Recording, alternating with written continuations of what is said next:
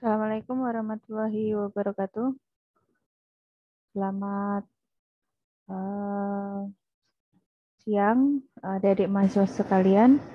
Pada kesempatan kali ini, saya akan bahas mengenai koordinasi alinyemen.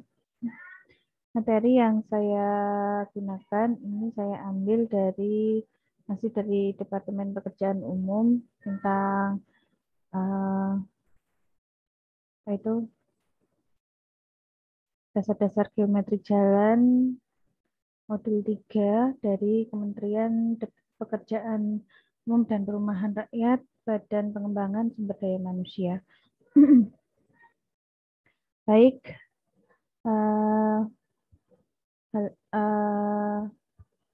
untuk menyingkat waktu, saya akan mulai presentasinya. Jadi, kenapa perlu adanya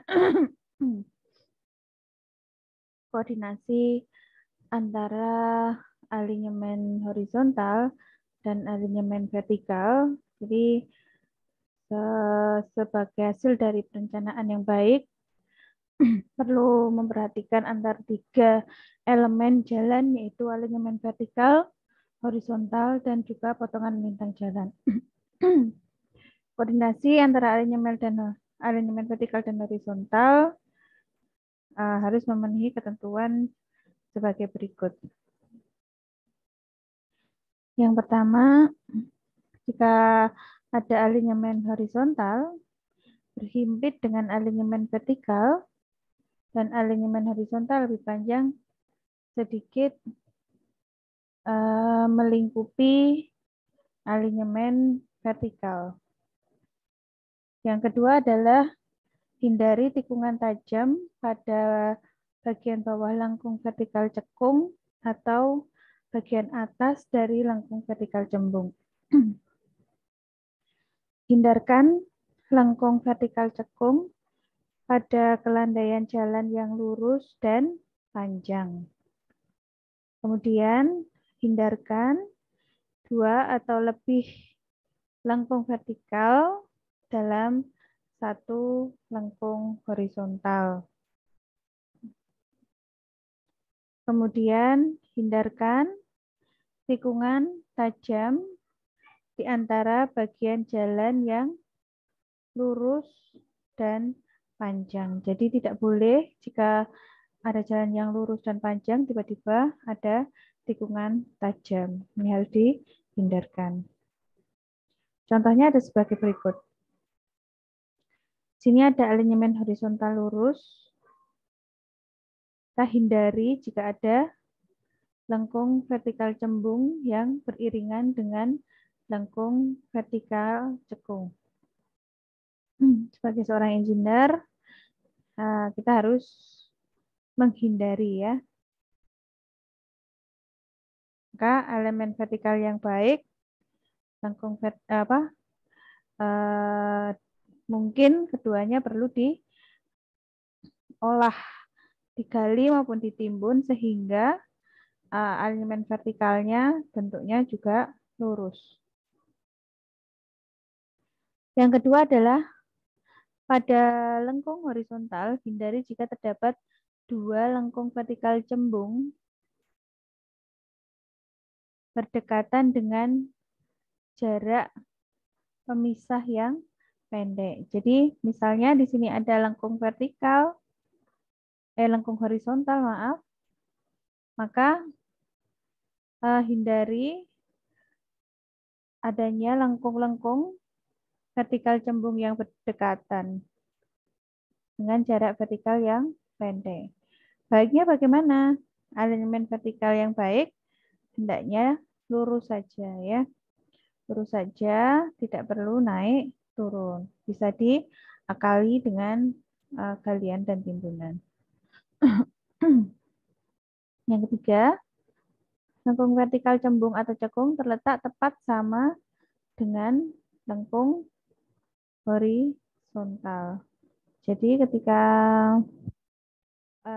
ada lengkung horizontal, sini ada lengkung vertikal juga, mau itu maupun cembung itu bisa terjadi. Yang ketiga, yang keempat, lengkung horizontal yang berbalik arah dengan tangan pendek pada alignment vertikal cembung akan mengurangi keselamatan pengguna jalan. Ya, jadi kalau seperti ini maka perlu dihindari. Berarti ini lengkung lengkung horizontal ini harus dihindari bersinggungan dengan lengkung vertikal cembung maupun lengkung vertikal cekung. Begitu pula dengan ini, sorry. Ya, jika ada lengkung horizontal yang berbalik arah, maka hindari ya bertemu dengan lengkung vertikal cembung. Yang kelima adalah lengkung horizontal yang berada di bawah di awal tanjakan pada lengkung cekung, lengkung vertikal cekung mengakibatkan kesan patahnya jalan. Karena lengkung vertikal cekung diawali dengan lengkung vertikal cembung sehingga mengurangi tingkat keselamatan jalan. Jadi jika bertemu seperti ini, maka alignment vertikalnya ini akan mengurangi garis jarak pandang ya, karena ada kesan patahnya jalan seperti ini. Ini 3D-nya, perspektifnya ya. Yang terakhir adalah keenam, desain alignment horizontal seyogianya mengikuti kondisi alam yang sekitarnya. Contohnya kalau sungainya ada sungai seperti ini, kalau jalannya lurus, sebenarnya desain jalannya tidak baik, tapi kalau dia agak mengikuti sungai, maka dia desainnya menjadi menyatu dengan alam. Nah, itu dia materi mengenai koordinasi antara alignment vertikal dan alignment horizontal.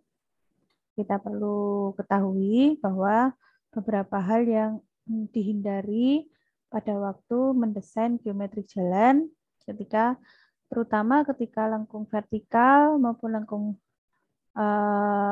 horizontal itu bertemu. Lengkung vertikal bisa lengkung vertikal cekung maupun cembung. Demikian yang bisa saya sampaikan. Banyak kurangnya saya mohon maaf yang sebesar-besarnya. Wabillahi taufiq wal hidayah. Assalamualaikum warahmatullahi wabarakatuh.